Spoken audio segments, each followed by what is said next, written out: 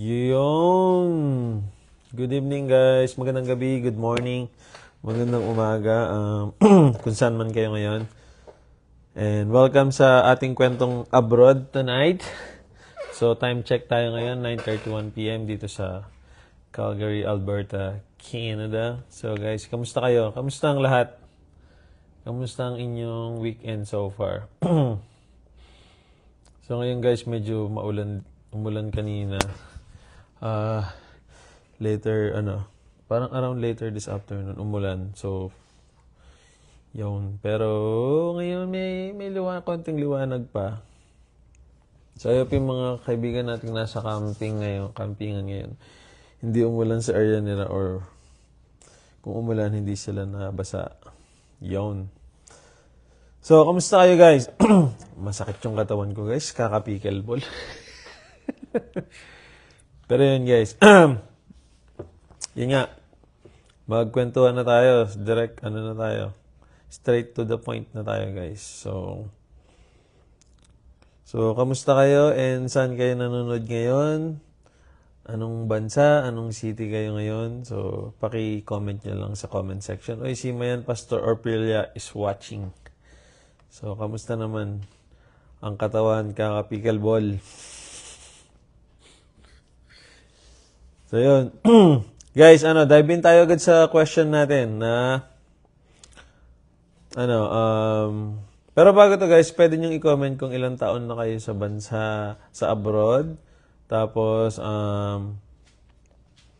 anong country kayo kung nasaan kayo ngayon. Okay? So, may mga friends tayo na nakikinig sa UK.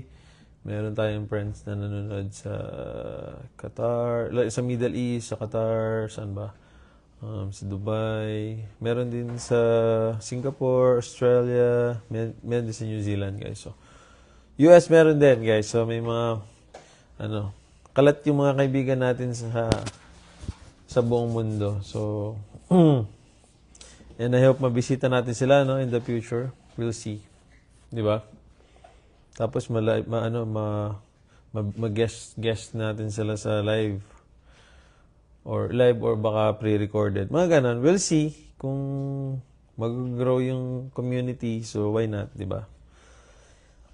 Yun. So, ang pinakamalaking tanong, guys, anong ginagawa ninyo para makatipid habang nasa abroad kayo? So, ito guys, yung topic na to, I think maraming makaka-relate dito. Maraming makaka-relate in a way na, syempre, lahat naman tayo, kailangan mabuhay, kailangan gumastos habang nasa abroad. So, I believe this is relatable sa lahat. And kung mas marami kayong kinikita, then mas maganda ma-share nyo kami kung paano, alam nyo yun, yung mga tips. So, yan. So, hindi rin naman ito, like payabangan or pataasan ng kinikita. So, or paramihan ng mga naipon. Gusto nating matuto sa isa't isa dahil alam mo yun, ito yung intention natin. And para malaman din namin yung mga diskarte ninyo, 'di ba? So, magandang opportunity to learn from you guys. So, mag-comment lang kayo guys kung napatay ko ba? Hindi. Comment lang kayo guys kung yun nga, yung mga tips and suggestions. So, malay nyo, marami akong matutunan. So, di ba? Kung maraming matutunan yung mga nakikinig. So, yun. Yun yung tanong natin, guys. Pero kung di pa kayo sasagot, i-follow up question natin to. So, ito guys, ano yung pinakamalaking monthly bago nyo siguro sagutin yun? Ano yung pinakamalaking monthly expenses nyo sa abroad? Like kung nasa Canada ka, or nasa US, or Middle East. Siguro ako sasagot ko, nung nasa Middle East kami, ang pinakamalaki naming, nung wala pa kaming anak ang pinakamalaki naming expenses is yung accommodation or yung bahay. Yung bahay, siguro. Pero nung dalawa kami, hindi ganun kalaki, no? Tama lang. Nung dalawa lang kami, ang makagastos namin is food. Yun.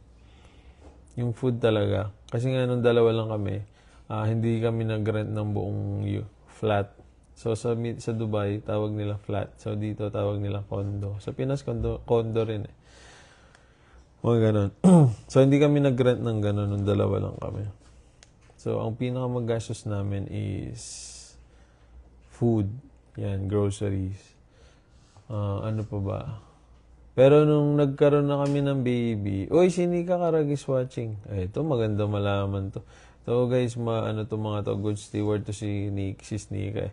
Sis, baka pwedeng kayong mag-share. Ano yung pinakamalaking monthly expenses nyo ni bro? As a couple, without kids. So magandang ano to, insights din. So nung nasa Dubai, dalawa lang kami, yun nga, groceries yung, or food, yung magastos. Yung accommodation, hindi.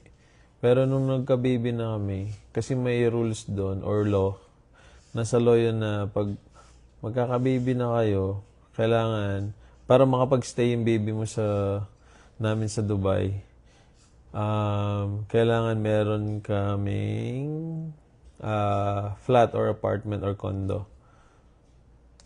Yun. So, kailangan namin nun. So, obligado kaming kumuha ng flat noon that time. So, kumuha kami ng flat.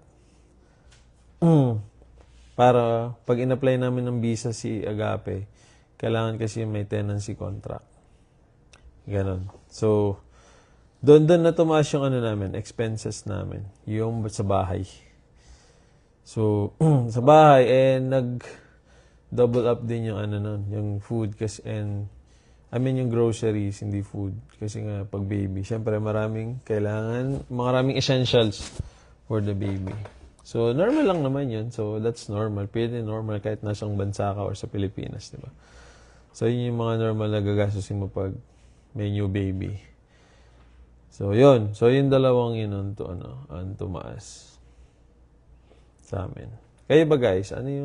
Guys, wag kayo mahiya. Wala namang to. Pero kung mahiya kayo, okay lang din. Pwede naman kayo makinig. Yun nga lang, yung sa akin lang yung maririnig yung information. And pagdating sa financial, wala. About dito sa pagtitipid, tinatry ko magtipid most of the time. Tinatry ko pa rin. So, yun. Hindi man ako mag-ask maluho. Wala man ako branded na damit. Hindi man ako bumibili mga sapat. Hindi man. Siguro yung namin. Yun. Pero dito, yung monthly expenses namin dito sa Canada, both din. Yung mortgage or rent and groceries. Yung dalawang yun. Tsaka yun, yung car loan. Siyempre, pag may sasakyan kasi dito, car loan, tapos may kasamang yun, may kasamang insurance. So, dito, ganun, matindi. Pag may bahay ka din, may insurance din mo yun. So, palaki din yung gastos. So, yun. So, mag-dive in tayo sa mamaya kung ano pa yung pwede mong. Tapos, may mga pa kami, yung mga, long-term plans or future plans para sa amin mag-asawa and sa kids, para sa education nila. So, nag-i-invest na rin kami doon kahit pa paano. Kaya, yung cash flow, wala masyado kasi nga nai-invest siya agad na gano'n. Yun yung hindi namin agad na umpisahan din pagdating namin dito. Kasi nga hindi din kami, nag-aral din si Mrs. So, hindi din siya agad nakapag-work. So, yun. So, yun. So, yun ang mga sa amin. So, for childcare, wala kami masyado.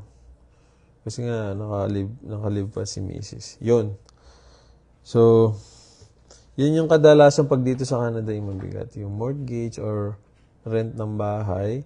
Tapos, groceries. And kung may sasakyan ka, yun. Car loan and car insurance. So, di ba? So, pag may bahay ka din, may yung insurance din, yung bahay. Tsaka, kung nagre-rent ka, may tenant insurance. So, ang daming insurance. Yeah. So, ganun. Natutuyun ako nung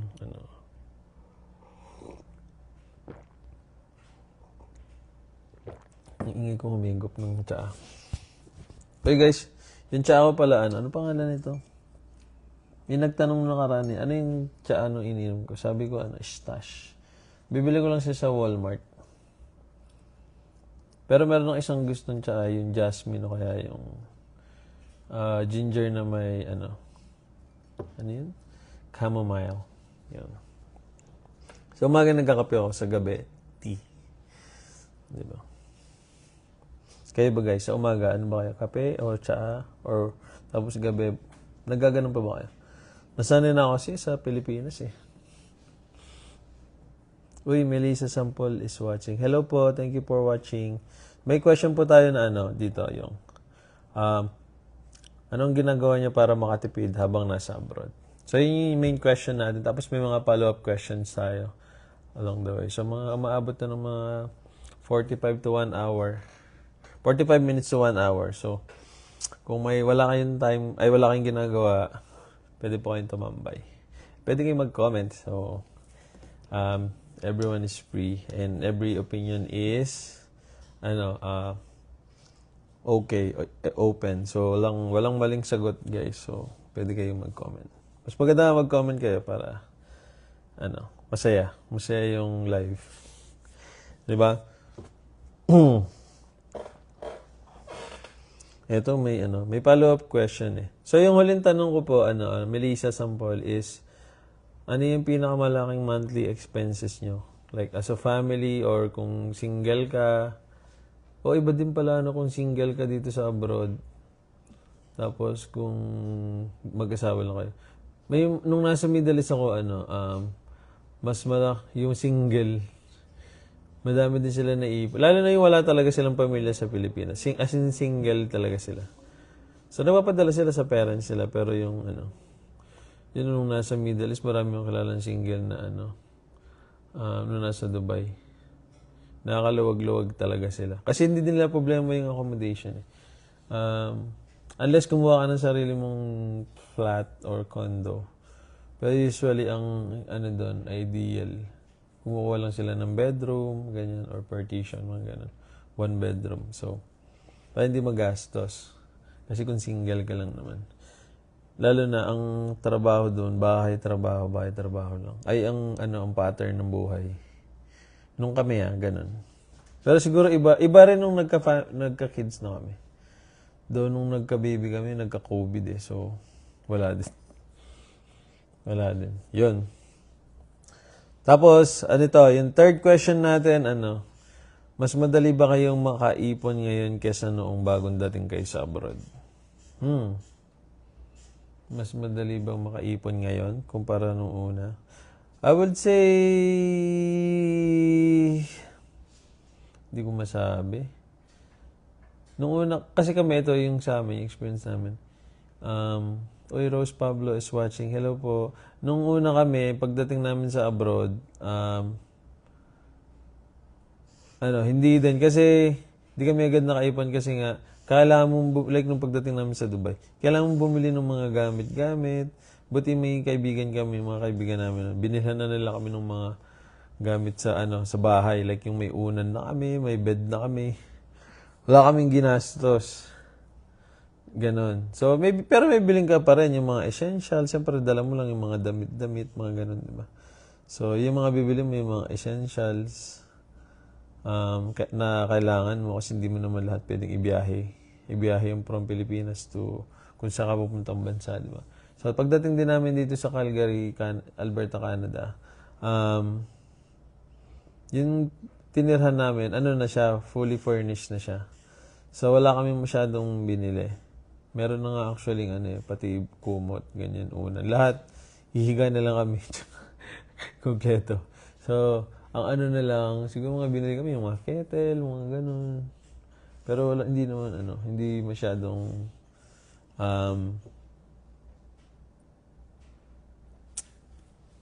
magastos. Pero, meron, hindi, yung grocery din, yung mga stocks. Kailangan mo bumili ng, ito kasi hindi mo ramdam pag nakabili ka na pag may mga stocks ka na ng mga pangluto, yung mga condiments, mga ganyan. So, kailangan mo kasi bumili ng bago nun eh. Parang, alam mo yun, pag may bago kayong bahay or bagong bagong kasal kayo, magbubukod kayo, mamimili kayo ng mga ganon. So, kailangan mong bumili ng mga gamit-gamit. Mga kutsara, mga ganon. So, kailangan mong bilhin yun. Kailangan namin bilhin nun nung time namin. So, tapos, ano pa ba? Di kami agad nakaipon kasi yung mga clothing, kailangan namin bilhin, lalo dito sa Canada kasi yung mga winter clothing. Pero may mga nagbigay. Yan ang maganda doon. Kaya wala din kami masyadong binili. Siguro dahil ng time na yun, ako lang yung nag-work. Tapos si Miss nag-aaral. Kaya talagang halos sakto lang yung sahod ko nun talaga. As in, minsan kulang din, minsan sakto lang. Yun. Depende. Depende kung marami yung overtime. Yun. Ngayon siguro kaya lang dito sa Canada, pag matagal ka na, dumadami din kasi yung gamit mo nang di mo namamalayan kasi syempre pag dito ka na nakatira, yung mga lalo pag summer, mga pang-camping, marami ka na rin gamit na nabibili. So, in a way, masasabi ko kung parang mas madali ngayon kaysa nung unang pagdating namin. So ngayon mas madali mag-ipon. Lalo na kung paraw na kayo nag-work mag-asawa, ganun. Kung single ka, iba din So hindi ko alam yung Kung may single dyan guys, comment lang kayo. Mas madali ba mag-ipon simula nung dumating kayo or ngayon? After ilang months or years? I guess after, kasi yung sahod mo din tumataas eh. Siyempre pag unang dating mo, yung sahod mo, halos nandun ka sa minimum, depende din sa work mo. Mostly, mostly ng mga kababayan natin. So, unless makuha mo yung work mo na talagang nakakount nila yung mga work experience mo and skills mo. So, good thing yun. Ano pa ba?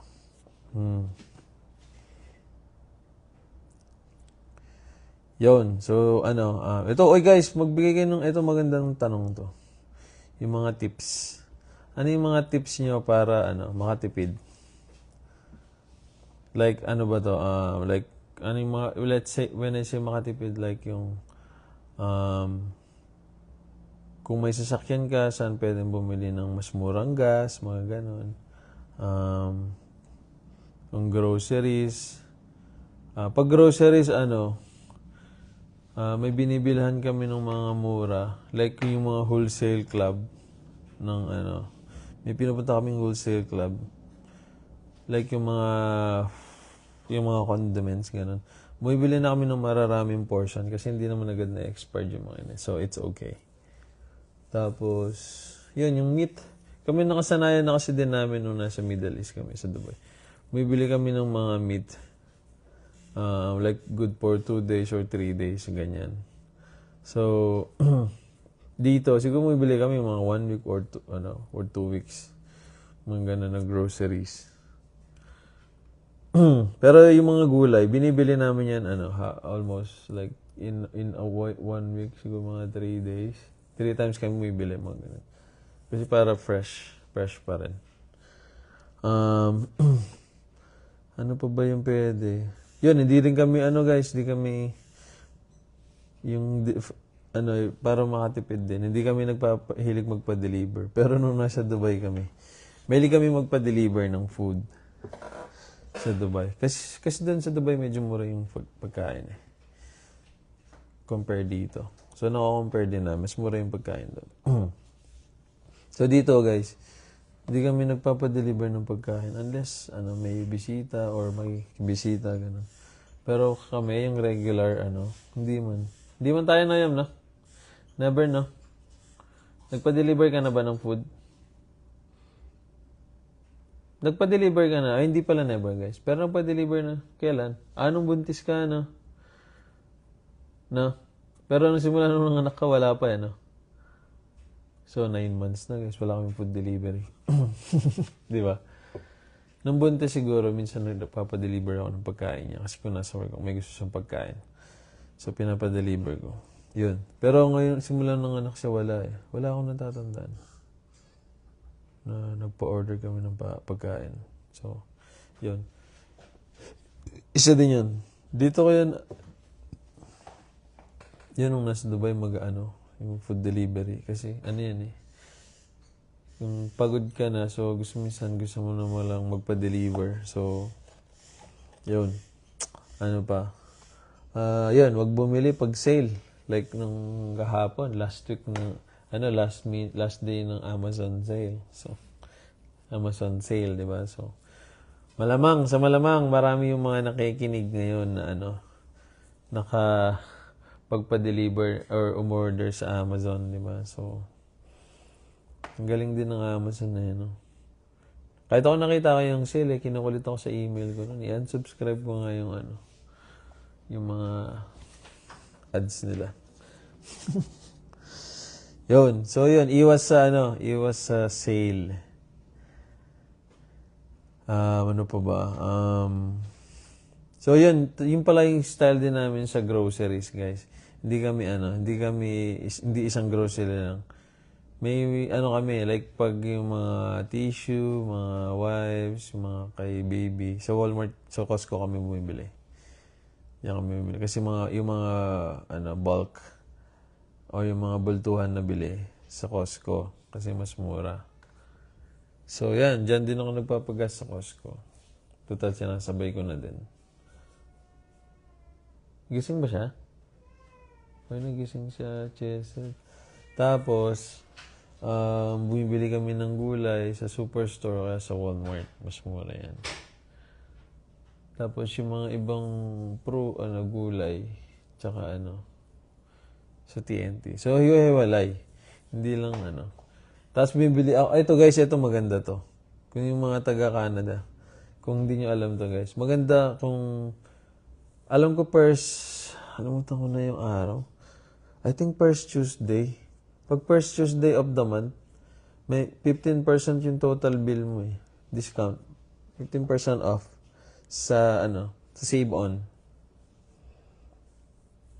Di ba? Ang ganda nun. 15% or convert mo siya. Either convert mo siya ng yung discount na tipid mo into points or cash. So, alam ko cash eh. So, yan. Every first Tuesday of the month sa Save On, may 15% total bill. O, di ba? Tapos meron pa silang yung nagturo din sa akin nung guys, naging kaibigan na namin yun sa Save On. Kasi kata-building namin siya. Si ate. Pati yung mga match pricing, ganyan. Minsan pag natabad ako sa Walmart, binibili ko na sa Save On. So kung mahal siya sa Save On, papakita ko lang yung presyo ng Walmart. Sa Walmart, lang, $4 lang sa Save On, $8. So, i-discount nila. Ilalagay nilang price nun yung $4. Ma-match price nila. Ang galing. So, I guess strategy din nila yun. So, ganun yung minsan ginagawa ko. Yun yung mga tips na Sayang din kasi guys kung nakasave ka ng $6, $4, kung may binili ka na worth, mga 100 or, di ba? Malaking bagay din yun. So,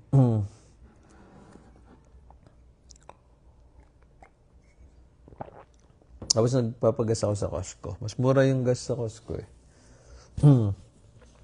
Yun. Tapos ano pa ba? Yung mga tips. Ayun, yung mga cashback guys. Yung mga credit card dito, may mga pa-cashback din sila. So, yung mga wino-workout pa nila yung credit score, talagang ginagamit nila credit card. Tapos may mga cashback din yun. Nagagamit ko din yun nung ako lang yung nag-work. Talagang may maraming cash. Parang ngayon wala na. Simis na kasi gumagastos sa mga groceries. Yun. Tapos, ayan, dito uso din yung guys, yung Facebook Marketplace. Yan kung gusto mo makatipid. Yung mga iba binibenta sa marketplace. So, I think kahit sa Pinas may uso din yun eh. Yung mga item na, alam mo yan, minsan bago pa, slightly used, tapos may gusto kang item na bilhin. Ayaw mong bilhin yung brand nyo kasi nga namamahalan ka. So, sa, Facebook Marketplace, yan magandang tumambay din. Actually, hindi maganda tumambay kasi nga mapapabili ka. Lalo na kami mga hilig ka. Talagang marami, mapapagastos ka din. Siyempre, bilhin mo lang yung kailangan mo, di ba? Yun. Ano pa ba? Thrift store. Dito guys, marami din thrift store. Maraming mga thrift store dito. Pero sa thrift store, pupunta kami minsan pag yung mga pan-display. Pero yung mga damit di kami mabili. Yung mga sa thrift store, hindi. So, bumibili lang kami yung bago pero hindi mahal. Hindi branded. Dito ako nasanay na yung mga kawork ko, kawork ko ng mga Canadian. Hindi man sila siguro sa nature of work namin. Kasi mahalikabukan ka din sila. Kasi nga nasa millwork sila. So, hindi pumapasok sila, minsan butas-butas yung damit nila So, magsusot lang yun ng PPE, so okay na. So, kahit alam mo yun, nakatrack, ganyan, may sariling bahay, ganyan. Pero hindi sila maselan sa pananamit. Hindi sila maarte. Mga ganun. Hindi dahil manager ka, ganun, maganda yung bihis mo sa mga kawork mo, hindi mo ganun. Yung dito. Sa Dubai kasi sa Dubai din talagang bihis kung bihis Parang kala mo nasa mga passionista din Pero ganun talaga kasi nasa city sila. Doon kami nasa city din kami pero iba lang talaga. Yun. Uy guys. Tapos ano pa ba? Eto, magandang tanong to guys. Ano ang mga maling gastos na ginagawa ng karamihan?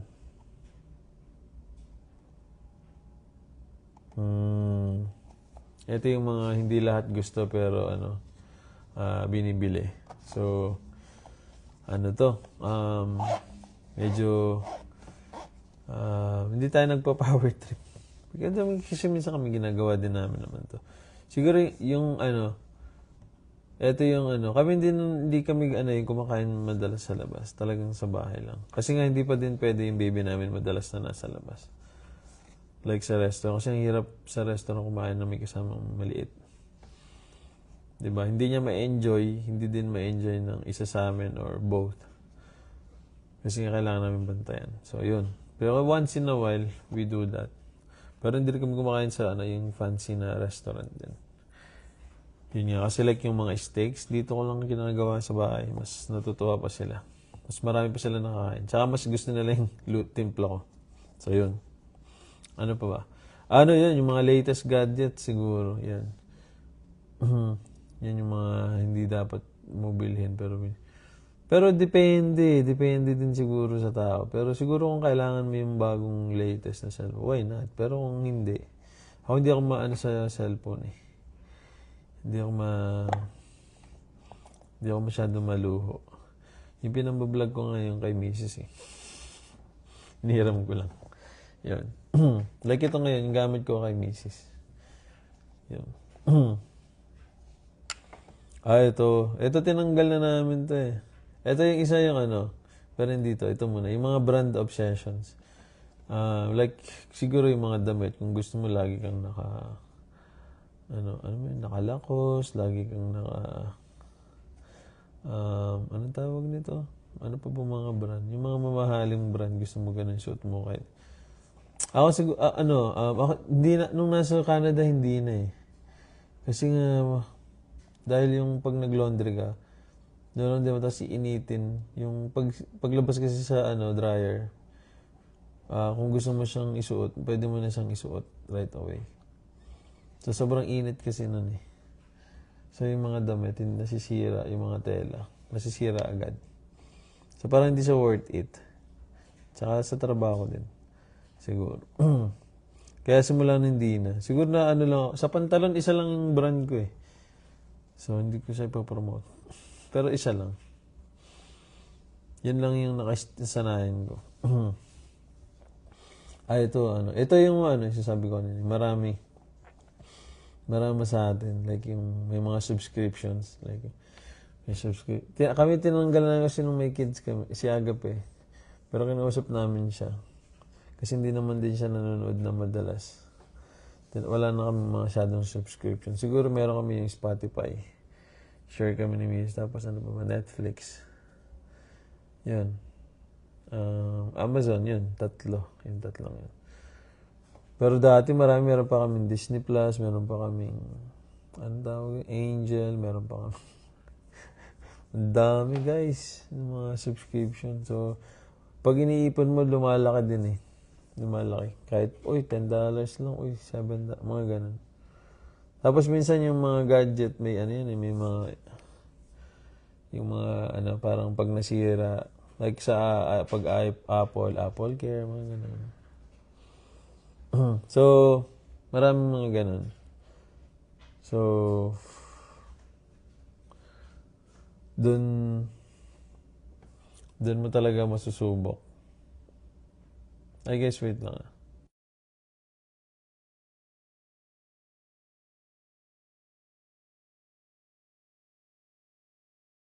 Nagising kasi si Chelsea. Ayun, ano pa ba? Yung credit card kasi dito guys, ang dali niyang gastusin. Ang bilis niya lang itap, ganun. Dito lang ako nag-credit card eh. Sa Middle East, wala nga akong credit card. Si Mrs. lang, isa lang.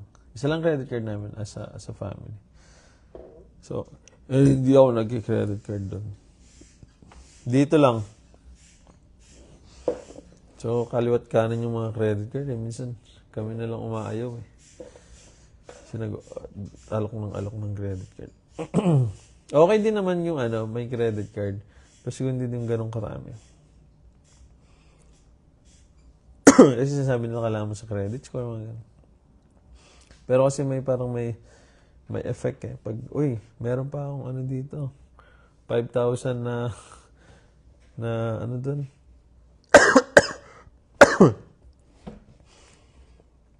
Yung limit, gano'n. Tapos isa, 3,000, isa, 3. So, palaki yung limit. Minsan nakalimutan mo yung Excuse me. Pag magbabayad na, patong-patong yun, guys. May pa-stars tayo kay Mrs. Talagang lumiliwanag na naman. No? Pero, excuse me. Okay din naman mag-credit card. Basta kaya mong bayaran talaga.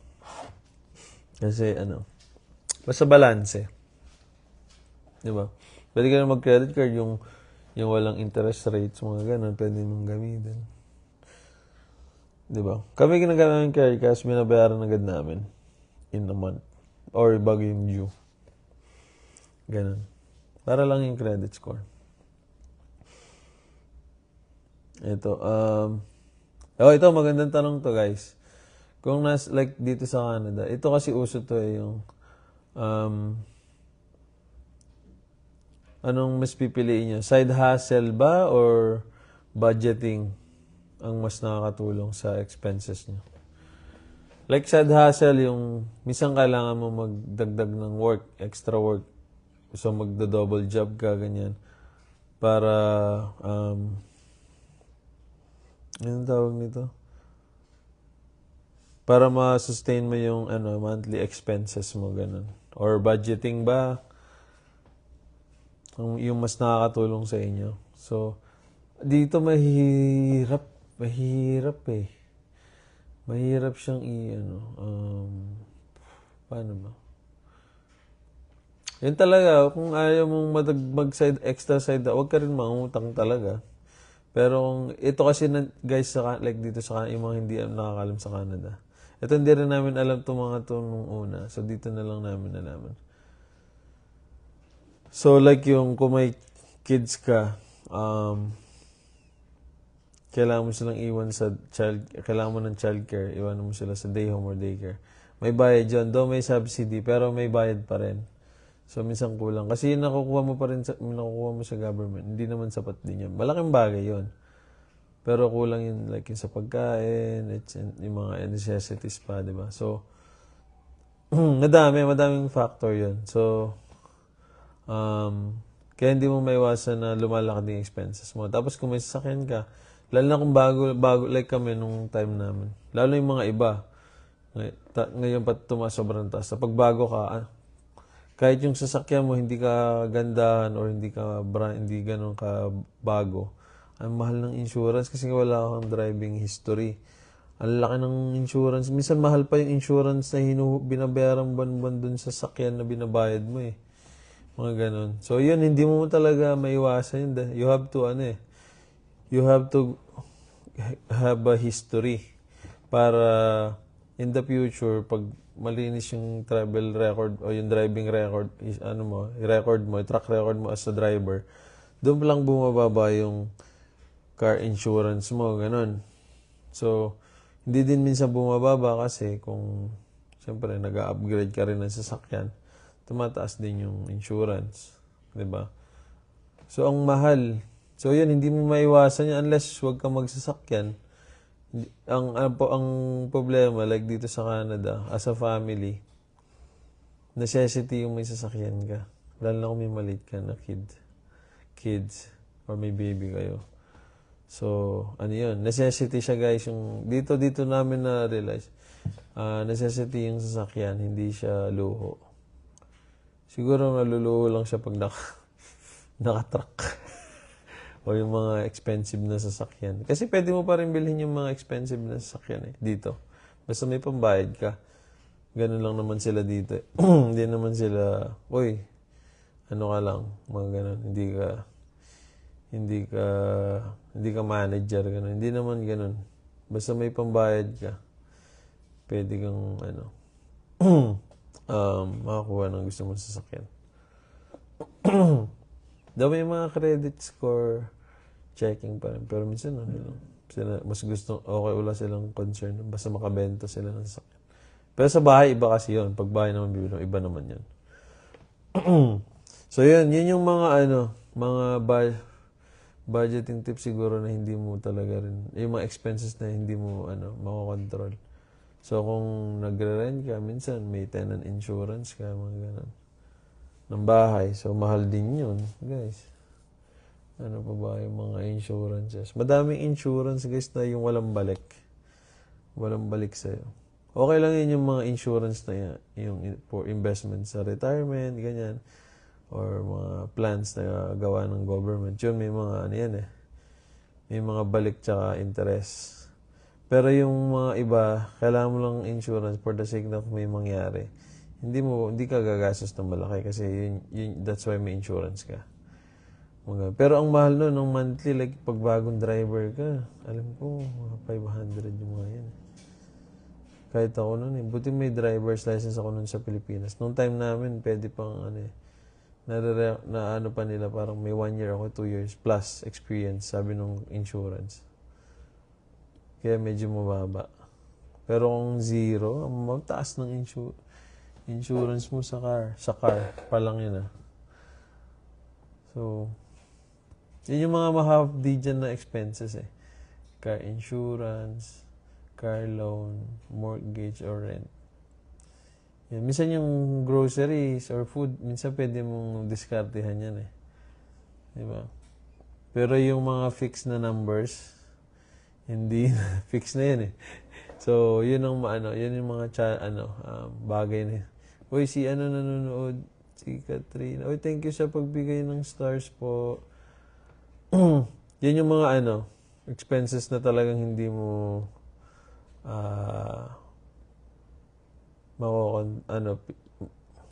maiwasan. Like childcare. So, kung may kids ka, dali mo sa day home. Kasi kailangan mo mag-work mag-asawa. So, kailangan iiwanan mo sila sa di ba, yung mga ng government, yung mga facilities like yung day home or daycare. So, yan, iwanan. Pero may bayad. Doon may mga, like I said, may subsidy tsaka grant sa Alberta. So, kahit pa paano, malaking tulong. Pero syempre, may gas pa rin. Di ba? So, yan, fix yun. Guys, fix yung gastos na yun. Ano pa ba? So, di ba? So, kaya minsan yung iba, dahil yung mga expenses nila monthly, fix na yun. Tapos, kahit anong pagbabudget ang ginagawa nila, hindi na workout, hindi nag babalance. So, minsan, napipilitan silang mag-side hustle talaga, like mag-double job. Kasi para pambuno dun sa expenses. So, normal yun dito, guys. Dito, napansin ko normal yun. Yun. Ito, magandang tanong din to. May emergency fund ba kayo? Yan. Ito, napakahalaga nito kasi kapag nawalan ka ng trabaho or may emergency. Siguro kung nawalan ka ng trabaho, kailangan kasi may matatanggap ka pa rin dito. Pero 55% lang nung kinikita mo. Or may numbers eh. Hindi ko alam yung kasi hindi pa ako nawalan ng trabaho so far. And wag naman, di ba? So, yun. Siguro pag may emergency, so yan. So, yan yung yan, mino-workout pa namin yan. So, tinatry namin i-workout yung mga yan. Kasi nga, bago lang din kami sa Canada. So, yun. Kailangan talaga may emergency fund. Tapos ito. Anong isang bagay na hindi nyo tinitipid, guys? Yan. Ito magandang tanong to. Kami hindi namin tinitipid yung yung pagdating sa family. Siyempre, like yung pagkain. Actually, tinitipid. Hindi ka namin tinitipid. Nagiging lang kami. Mas wise. Kung lang din yung hilig din namin kainin. Pero yung mga iba, hindi kami bumibili ng mga ibang like yung mga extra stocks tapos hindi nakakain. Actually, hindi kami masyadong mabili sa pagkain eh. So, pero hindi namin titipid yung family sa pagkain. Yun. Ano pa ba? Sa church, yan. Hindi yan. Yung health, hindi naman kasi libre may health. Hindi mo naman din lahat din lalo sa pagdating sa family. Pwede naman luho kasi yung mga pagkain na hindi mo kami makain sa labas. And sa mga damit din naman kami maselan. So, kahit anong damit. So, pero hindi namin siya tinitipid. Yun. Parang ang lang namin, yung expectation namin din sa mga ganyan, binabaan na rin namin. Hindi na kami hindi na kami masyadong mga gustong mag-branded damit. Ganun. It doesn't matter naman eh. Ganun. Ano pa ba? Pero yun guys, alam niyo, naniwala kayo na naniwala ba kayo na blessing yung maganda yung budgeting nyo. Kasi ano tawag nito? God blesses us not only by increasing our income, but also giving us wisdom to manage what He entrusted to us, diba? So, yung gusto ni Lord, syempre, maging good steward din tayo, diba? Sa mga blessings na nare-receive natin. So yun, say good steward. Syempre, dapat alam mo kung saan mo dinidistribute yung mga blessings. Yung work na yun, guys, blessing yan ni Lord, yung may maganda kang work. Hindi dahil magaling ka or matalino ka or madiskarte. Hindi. Si Lord nga nagbigay sa iyo ng mga skills na yan eh. So, kaya ka nabibless, di ba? So, yun yun. So, yun yung magandang doon. Siguro yun yung magandang tingnan natin na good side na yun. Nakaka-bless yung pag good steward ka. Siyempre, pag good steward ka, mas may nasasave ka siguro, may mas nagiging wiser ka mag-spend ng pera mo kasi binavalue mo yung yung kung paano mo siya kinita. Hindi siya madali, di ba? So, yun yung doon. Yun yung blessing doon, di ba? So, siguro lang, yun. Siguro ito magandang tanong to. Tapos na tayo, guys. Ito. Kung babalik kayo noong first day nyo sa abroad, ano yung financial advice na ibibigay nyo sa sarili nyo? Ako, siguro, kasi nung time na first time ko mag-abroad sa Dubai, Ano din kasi ako nun, bata pa din kami nun. So, medyo yung luho talagang um, yun, yung mga branded. Doon ako namimili nun eh. Kasi nasanay na rin ako sa Pilipinas nun nung nagtatrabaho. Then, nakaka-receive ako ng mga regalo na magagandang regalo. So, parang tumaas din yung lifestyle, nagbago yung lifestyle ko nun. So, nung nasa pag-Dubai kami, nung una, bago kami, namili din kami ng mga gusto naming damit. Ako, lalo na ako. Si Miss hindi eh. Ako lang. So, siguro dapat yun yung advice ko sa sarili ko nun. Siguro naman, no? Imbis na mamili ng mga magagandang bagay, mag-ipon na lang. Yun. Yun. Ano pa ba? Siguro dito sa Canada, ang mga advice ko sa sarili ko na hindi ko dapat, alam mo yung financial advice. Dapat hindi kami bumili ng yung, hindi naman bago yung binili namin sa sakyan eh. Siguro dapat, bumili kami ng sasakyan base lang dun sa budget namin. Lumampas kasi kami guys, kaya, kasi ang goal ko nun, kasi nga pag may snow, pag yung sasakyan mo talagang hindi talaga kakayanin yung makakapal na snow, mas mahirap pag na-strand ka sa kalsada. Yun yung concern ko nun eh. Kaya, sige na nga, kakayanin ko na lang. Tatry kong mag-work talaga ako ng maayos para mabayaran. So, kumuha kami ng sakyan. Hindi siya brand new, pero bago-bago rin siya. Pero like mga 4 years old na siya, mga ganun. Mahal pa rin. Dito sa Canada kasi medyo mahal yung sasakyan kumpara sa Middle East. So, siguro dapat hindi namin ginawa. Kasi may budget naman kami nun eh. Kaya lang hindi mas lumampas kami. Siguro yun yung advice ko sa sarili. Hindi ako bumili ng sasakyan na mas bago or mas, alam mo yun. Pero yun na-realize ko kasi nun talaga, let's put it that way. Yung comfort guys or yung convenience, may bayad siya. So, kung mas comfortable yung gusto mo, mas mataas din yung bayad. Parang ganun. Comfortable in a way kahit saan. Like, kung mas gusto mo mas comfortable ka sa malaking bahay, so, hindi ka sanay sa basement, ganyan. So, may din yun. May bayad din yun. Hindi sila pareho ng presyo. So, yun. So, kung gusto mo, yung convenience talaga guys and comfort, may siya, hindi siya free, so magastos din talaga siya.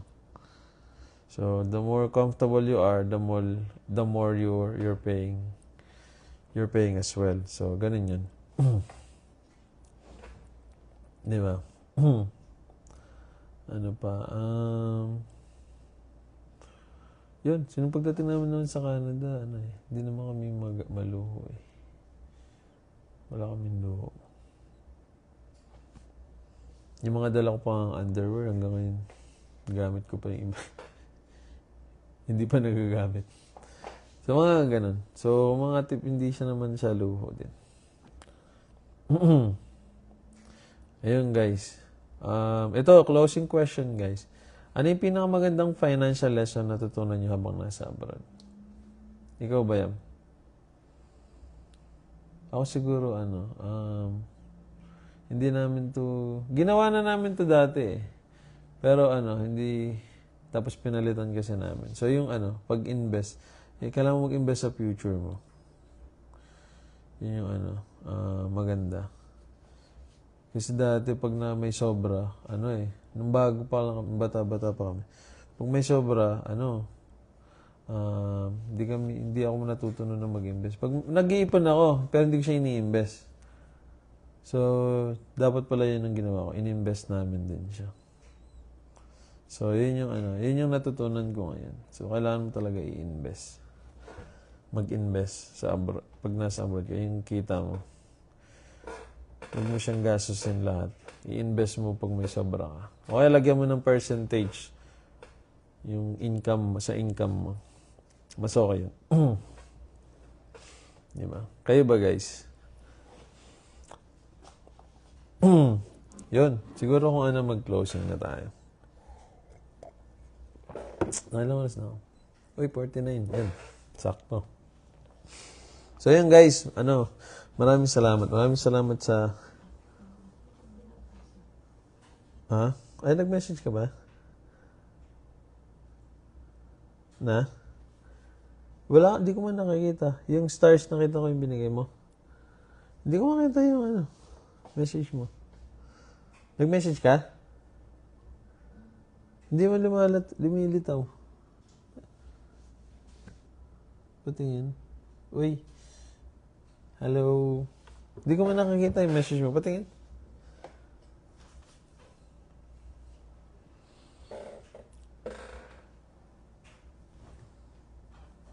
Ayun, ang dami message pala ni misis ko. Ba't di lumalabas sa akin, guys? Ang weird. Tinan mo yun, malaman, no? Ayan, ngayon pa lang. Ayan, babasahin ko. So, sabi niya, sabi ni misis, live within your means. Mamuhay ayon lang sa kaya mo. Totoo yun. Hindi ayon sa nakikita mo sa social media or sa ginagawa mo. Totoo din yan. So, basta kung ano yung mo, huwag mong sobrahan yung luho. Pwede ka naman magluho basta kaya mo siyang i-sustain. Pero kung hindi mo siya hindi siya sustainable, so wag, di ba? So, live within your means. Tapos yes, tama sabi niya. Marami din kasi tao ang malaki ang sweldo pero laging kinakapos. Dahil malitang kita. Kundi dahil mas malaki ang lifestyle kasi. Yan. Yun, ito maganda rin tips to yung sinabi ni Miss kanina. Yung pag nasa restaurant, wag kang, sa Pilipinas ganito yung order ng marami. So, ito yung mga tips na ba't di ko nabasa to? Ngayon pa lang. Wala. So, yun. Pag nasa restaurant, kami ngayon hindi kami umu-order. Minsan umu-order kami ilang meal food lang. Hindi dahil nagtitipid kami kasi ayaw namin mag-take out. Tapos, eto maraming ganito sa Pinas eh. Yung pag nag-take out kayo, pag inuwi nyo naman, hindi nyo naman kinakain eh. Ginagawa ko dati, hindi naman kinakain. So, ang ginagawa namin, like dito sa Canada, kahit sa Dubai. Kumakain lang kami yung muna yung kaya namin ubusin. So, siyempre pagkakain ka sa labas, di ka naman nagmamadali, di ba? So, orderin mo lang muna yung kaya mong kainin. Tapos, or i-consume. Pag gusto mo pa, order ka lang ulit. Tapos, kwentuhan while waiting. Nakita namin sa mga ibang lahi. Hindi sila yung kailangan marami yung sa table nila. Orderin mo lang muna yung kaya mong kain. Minsan yung dessert, ngayon hindi na kami order ng dessert eh. Pag feeling namin, kailangan namin mag-dessert, doon na kami order. Pero hindi na. Hindi man. And dito din naman yung mga server, hindi naman nila agad tinatanong, sasabihin nila, gusto nyo na ba ng dessert ngayon? Mga ganun. Hindi nila agad pinapaserve din. So, kaya ganun yung style. Para hindi rin kayo mapagastos ng malaki. Tapos masasayang lang, di ba? Yan. Ito sabi ni Mrs. Ako natutunan ko na wag mamuhay para mag-impress ng ibang tao. Mamuhay para magkaroon ng peace, may taguyod ng pamilya at maging good steward ng mga blessings at binigay ni Lord. Sa lahat ng meron ka. Si Lord unahin, pati sa totoo yun, guys. So, yan. Yan, guys? Dapat hindi yan tinitipid din. Para lalo kayong mabless. Hindi dahil dahil malakas kang kumita, ganun. Dahil sa sarili mo, hindi. Kailangan talaga, maging good steward ka. And, alam mo yun, unahin mo yung tithes, unahin mo yung mga yan, mga offering. So, hindi nyo nakakalimutan yan. Pero hindi sa akin nyo ibibigay yan na. Uy, si Bro Bernard nanonood and si Nika Kalag. Yan. Ano pa ba? Di ko nabasa yung mga comments ni Miss. Ang ganda ng mga comments niya. Sabi niya, di mo binabasa yung comments ko. Si Miss ko talaga. Kiss kita mamaya. Sige. Yun. So, yun guys. Yun yung mga pwedeng pwede natin gawin, yung live within your means para at least hindi ka masyadong ma-pressure sa Pag nakasanayan mo na rin, may nagko-comment pa? Pag nakasanayan mo na rin, Kasi, hindi ka na... Uy, si Nika Karag and... Bro, Bernard! Ha? And si, sino ba? Hindi ko nakakita ba ang word ng internet ko ngayon? Ayun, si, nanonood.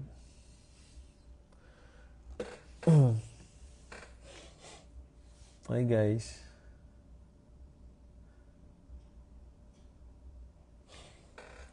Yun. Ano pa ba yung pwede ko may advice dyan sa financial? Pagtitipid.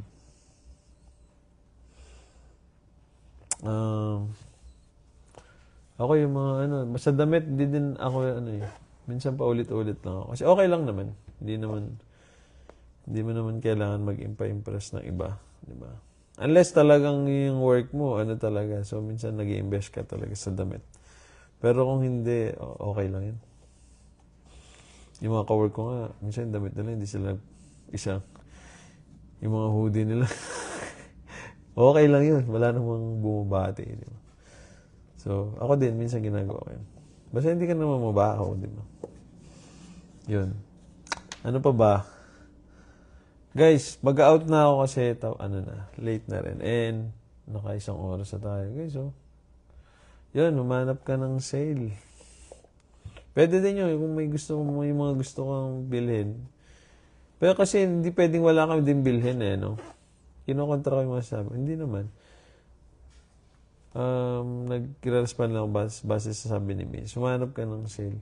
Kung may gusto kang bilhin, guys, huwag mo rin i-deprive yung sarili mo. Pero huwag mong, pangit yung mentality na yung I deserve this, ganun. Uy, si Bro J nanonood. So, I have to treat myself, ganun. Uy, Maya Pearl is watching. So, mga ganun. So, bilhin mo lang yung pagkailangan mo. Ako, pag may kailangan ako, binibili ko. Tapos, naghahanap pa ako kung saan mas mura siya pwedeng bilhin. Mga ganun. So, like shoes. Kailan ba ako huling bumili ng shoes? Last year pa yan, Di ako bumili ngayong, wala pa akong binibiling shoes ngayong year. So, mga ganun. So, hindi din, kung kung kailangan mo siya talaga, doon ka lang din bumili. Kasi kung, hindi naman, para lang masabayan mo yung mga uso, pwede rin naman. Again, sa iyo naman yan. Pera mo naman din yan. So, and, kung sa pagtitipid, kung you think nakakapag-save ka pa rin, di ba? Okay din yun na bilhin mo yung mga gusto mo. Ayun. Yung guys. Uy, si JD Bear is watching in my... Bro J, umulan ba dyan? Sa campsite? Sa campground? Umulan kasi dito sa Calgary, bro. Sobrang lakas. So, ayun guys. Patapos na kami. So, siguro itong mga nasa camping, nagkukwentuhan itong mga to. Sige guys, enjoy nyo na yung, enjoy nyo yung, anong tawag doon? S'mores. S'mores ba yan? Tsaka masarap na kwentuhan habang sa harap ng bonfire, di ba? Sarap ng camping. Yung guys, salamat guys sa pakikinig and panonood. So, and so, makapag-share ng mga experience ninyo. So, again, hindi pare-pareho yung sweldo natin. So, pero isang bagay ang pareho. Kapag marunong tayo mag-budget, mas naging handa tayo sa kinabukasan, di ba? Or kung may emergency man, mas ready tayo para hindi tayo pressured din. Mga ganun. So, higit sa lahat, huwag kalimutan, ang tunay na provider natin ay si Lord. So, si Lord talaga ang magbibless sa atin all throughout and every time. So, kapag may wisdom ka sa paghawak ng pera, mas maraming tayong pagkakataon na makatulong sa pamilya at sa iba, di ba? So, yan yung intention natin. So, I hope i-bless pa kami ni Lord para marami kami ding ma-bless din. So, mga ganon. Bakit hindi, di ba? Yun ang magandang prayer din. So, yun. God bless everyone and kita-kita tayo sa susunod na kwentong abroad. And, yun guys, message kayo and pwede pa rin kayo mag-comment kahit tapos na yung live para ma-reply natin yung mga comments nyo and shares nyo. So, ayan, pwede rin pala kayo mag-DM guys kung may gusto kayong topic na pag-usapan natin. Mas ma-appreciate namin yung ma-appreciate na namin yung makapag-share, magbigay kayo ng topic para at least, di ba, hindi lang puro sa akin yung experience. Uy, sabi ni Maya, salamat bro Jim for the tips. Uy, thank you sis Maya. So, and thank you for watching. Uy, Karen Benito Orende. Uy guys, may nanonood na ito kilala ko, malaking sikat na content creator. So, nasa 700k na yung subscribers nito eh. Uy, thank you for watching, Karen Benito Orende. So, pinsan ko yata, tito ko yung asawa niya. So, yun guys, support nyo din sila. Thank you for watching. Parang kinabahan ako. Patapos na ako. Mag-out na ako guys kasi na dito. Uy, amen sabi ni Maya Pearl. Thank you. 10:31 PM na dito guys. So, kahit gusto ko pang magkwento.